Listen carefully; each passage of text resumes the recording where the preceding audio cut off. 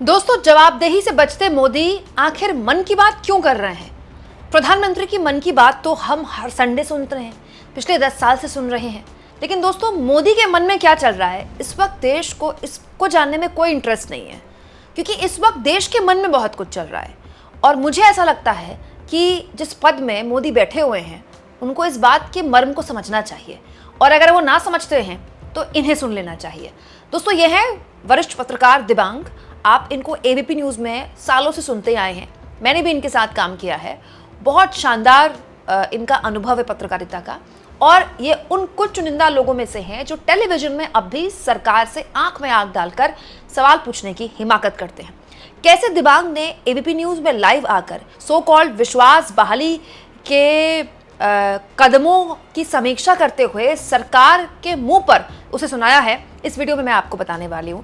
लेकिन दोस्तों, आज इतवार का दिन है, संडे, और हमारे मोदी जी संडे को अपनी मन की बात करते हैं रेडियो में, आप तो जानते ही हैं।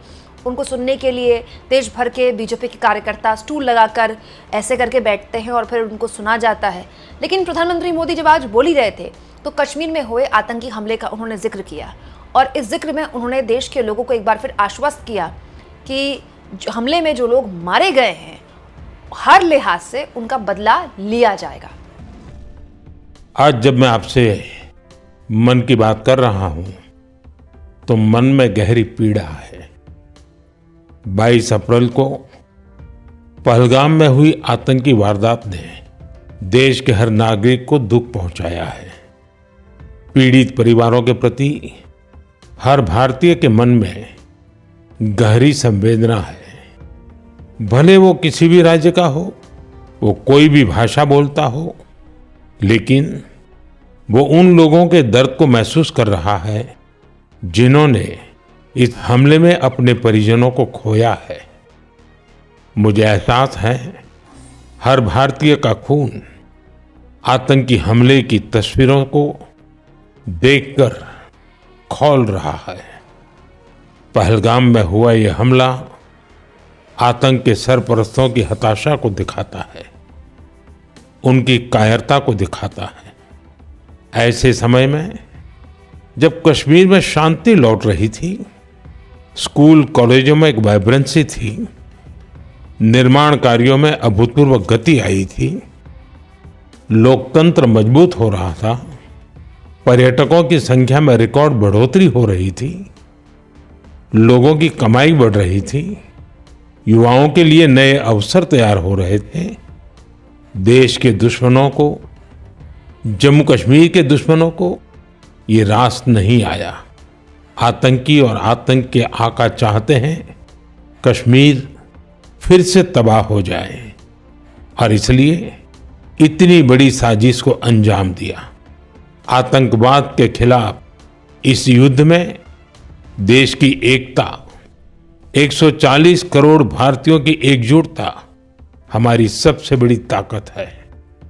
यही एकता आतंकवाद के खिलाफ हमारी निर्णायक लड़ाई का आधार है। हमें देश के सामने आई इस चुनौती का सामना करने के लिए अपने संकल्पों को मजबूत करना है। हमें एक राष्ट्र के रूप में दृढ़ इच्छा शक्ति का प्रदर्शन करना है। आज दुनिया देख रही है, इस आतंकी हमले के बाद पूरा देश एक स्वर में बोल रहा है। साथियों, भारत के हम लोगों में जो आक्रोश है, वो आक्रोश पूरी दुनिया में है। इस आतंकी हमले के बाद लगातार दुनिया भर से संवेदनाएं आ रही हैं। मुझे भी ग्लोबल लीडर्स ने फोन किए हैं, पत्र लिखे हैं, संदेश भेजे हैं। इस जघन्य तरीके से किए गए आतंकी हमले की सबने कठोर निंदा की है। उन्होंने मृतकों के परिवारजनों के प्रति संवेदनाएं प्रकट की है। पूरा विश्व आतंकवाद के खिलाफ हमारी लड़ाई में 140 करोड़ भारतीयों के साथ खड़ा है। मैं पीड़ित परिवारों को फिर भरोसा देता हूं, उन्हें न्याय मिलेगा, न्याय मिलकर रहेगा। इस हमले के दोषियों और साजिश रचने वालों को कठोरतम जवाब दिया जाएगा। दोस्तों, मोदी ने जो बात बोली वो उसी बात का एक्सटेंशन था जो उन्होंने बिहार में बोली थी। दोस्तों, हमारे मोदी जी एक बात को लेकर बड़े क्लियर हैं कि कुछ रुके न रुके, प्रचार रुकना नहीं चाहिए। दोस्तों, इस आतंकी हमले में मारे गए लोगों के परिवार वालों की आंखें सूखी भी नहीं थी कि बिहार में मोदी जी मंच में खड़े होकर मुस्कुरा रहे थे, नीतीश कुमार के साथ रेवड़ियां बांट रहे थे। हालांकि वहां से उन्होंने पाकिस्तान का बिना नाम लिए आतंकवाद को जवाब देने की बात कही और उसी को एक अलग तरह की टोन में मोदी यहाँ मन की बात में दोहरा रहे थे। लेकिन दोस्तों, पीएम ने जो बात बोली मन की बात में, वो तो हम सब जानते हैं। पीएम ने कहा पूरा देश गुस्से में है, पूरा देश जवाब चाहता है। बिल्कुल सही बात है। और पूरा देश ये भी जानना चाहता है कि मोदी क्या एक्शन लेंगे। देखिए, खाली पानी बंद कर दिया और पाकिस्तान का गला सुखा दिया और ये कर दिया और वो कर दिया, ये सब हल्की राजनयिक दावों से बात नहीं चलेगी। देश सख्त एक्शन चाहता है। अब वो सख्त एक्शन कब होगा, कैसा होगा, उसके लिए देश सरकार के साथ खड़ा है। हम भी खड़े हैं, विपक्ष भी खड़ा है और दोस्तों देश का हर नागरिक खड़ा है।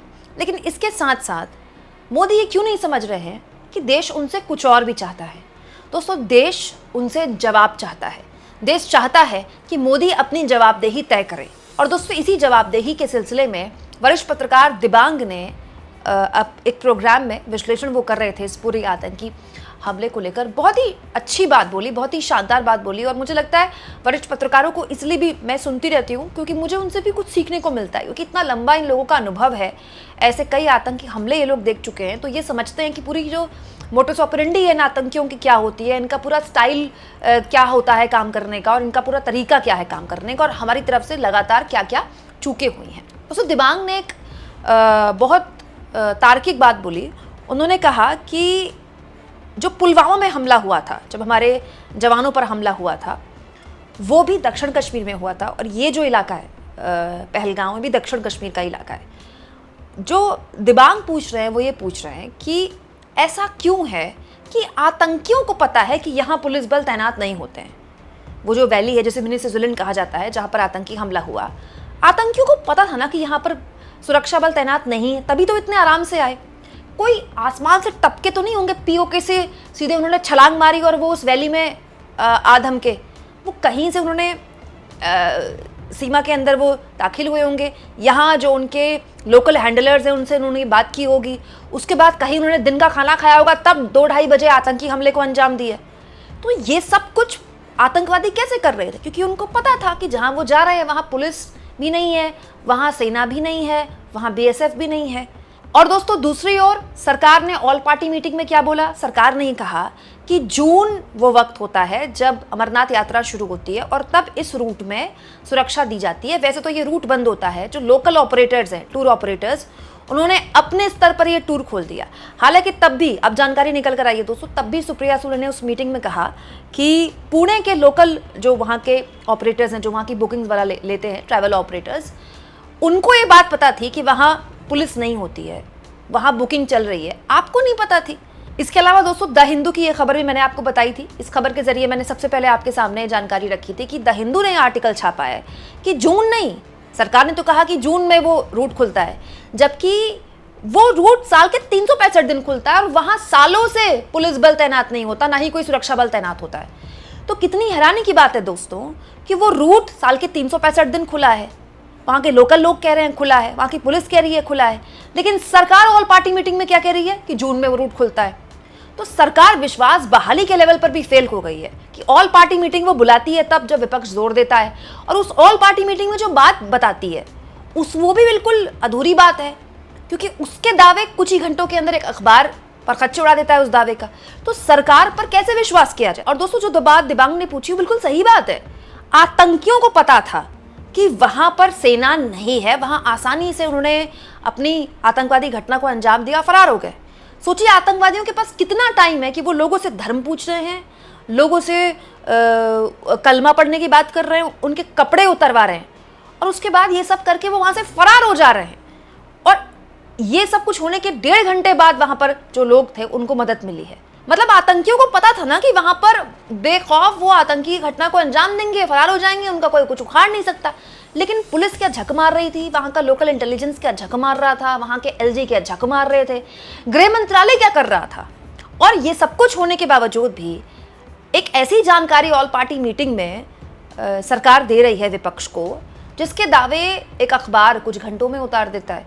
तो ये अपने आप में बड़ी बात है दोस्तों, और ये अपने आप में बड़ा सवाल है कि सरकार चाहती है कि विश्वास बहाली करे, विपक्ष कह रहा है हम आपके साथ हैं, लेकिन सरकार सही जानकारी तक नहीं दे रही है। दोस्तों जो बात दिबांग ने बोली, मैं भी उस पर पूरी तरह इत्तेफाक रखती हूँ कि सरकार को एक संसद का विशेष सत्र बुलाना चाहिए। और बिल्कुल सही बोला दिबांग ने कि IPL वाईपीएल छोड़ो, जो एंटरटेनमेंट चैनल्स हैं ना, उनमें भी उनको कह देना चाहिए कि कुछ नहीं चलेगा, संसद का विशेष सत्र चलेगा। पूरा देश संसद का विशेष सत्र ही देखे और उस सत्र के जरिए देश और दुनिया देखे कि भारत की संसद इस मुद्दे पर बैठी है, मंथन कर रही है और पूरी दुनिया को एक संदेश दे रही है। लेकिन बड़ा सवाल ये दोस्तों कि सरकार संसद का विशेष सत्र कैसे बुलाएगी? सरकार तो एक स्टेटमेंट भी ठीक से नहीं दे पा रही है। जो स्टेटमेंट वो ऑल पार्टी मीटिंग में दे रही है, उसके परखच्चे अखबार अगले दिन उड़ा देते हैं। अभी तक गृह मंत्री ने प्रेस कॉन्फ्रेंस तक नहीं की है। मोदी से तो प्रेस कॉन्फ्रेंस की उम्मीद भी अब नहीं करते हम लोग। गृह मंत्री जवाबदेही नहीं तय कर रहे हैं, गृह मंत्री ये बता नहीं रहे चूक कैसे हुई, क्यों हुई। आतंकी घटना को इतने दिन हो चुके हैं, अब तक इस देश को एग्जैक्टली पता नहीं है कि किस हिस्से में कहाँ किसकी जिम्मेदारी तय की जाए और किस पर गाज गिराई जाए। ये बात सही है दोस्तों कि हम पाकिस्तान को जवाब देंगे, बिल्कुल देंगे, और इसके लिए हम सरकार के साथ है, पहले दिन से सरकार के साथ है। लेकिन पाकिस्तान को जवाब तो हमने सर्जिकल स्ट्राइक में भी दिया था, लेकिन हमको आज तक पुलवामा हमले में कैसे 100 किलो RDX आया देश में, उसका जवाब नहीं मिला। सरकार को बताना चाहिए ना कि उस पूरे मामले में जांच कहाँ तक पहुंची, उस जांच से क्या निकल कर आया। तो सरकार को ये भी बताना चाहिए कि ये इतनी बड़ी घटना कैसे हो गई। आतंकियों को सीमा पार पता है कि उस जगह में सेना नहीं होती है, लेकिन हमारी सरकार को नहीं पता है, पूरे के पूरे जम्मू कश्मीर के तंत्र को नहीं पता है। ये तब है दोस्तों जब पूरे का पूरा जम्मू कश्मीर गृह मंत्रालय के अंतर्गत आता है। यानी आप कह सकते हैं दोस्तों कि इस सरकार पर दो मुद्दों को लेकर लगातार अब दबाव बनाया जा रहा है, सिविल सोसाइटी, पत्रकारों और विपक्ष द्वारा। एक कि सरकार जवाबदेही तय करे, कहीं तो चूक हुई, किसी से तो गलती हुई जो इतनी बड़ी घटना हो गई। दूसरा, सरकार संसद का विशेष सत्र बुलाए। आपको क्या लगता है दोस्तों, क्या आने वाले वक्त में सरकार को संसद का विशेष सत्र बुलाना पड़ेगा? क्योंकि ये एक अच्छा मैसेज जाएगा। हाँ, ये बात सही है कि सत्र बुलाया गया तो मोदी को जवाब देना पड़ेगा। सत्र से तो आप बच नहीं सकते, वहां तो मन की बात चलेगी नहीं, और वहां गृहमंत्री को भी जवाब देना पड़ेगा। हो सकता है कि इस्तीफा देना पड़ जाए उसके बाद। तो क्या इसी डर से सत्र नहीं बुलाया जा रहा है? दोस्तों ये बहुत ही खास वक्त है सरकार के पास। अमूमन सरकार के पास ऐसा बहुत कम मौका होता है जब जनता उसके साथ है, विपक्ष उसके साथ है, सिविल सोसाइटी उसके साथ है।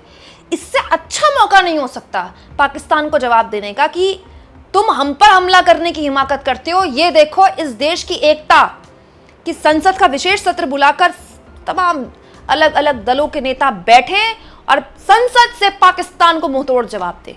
इससे बेहतर और क्या तस्वीर हो सकती है? लेकिन क्या मोदी ये कर पाएंगे दोस्तों? कमेंट बॉक्स में जरूर लिखें, और जितना हो सके चैनल को शेयर करें, सब्सक्राइब करें, और थैंक्स और ज्वाइन की ऑप्शन से अगर आप चाहें तो कुछ आर्थिक मदद भी चैनल की जरूर करें।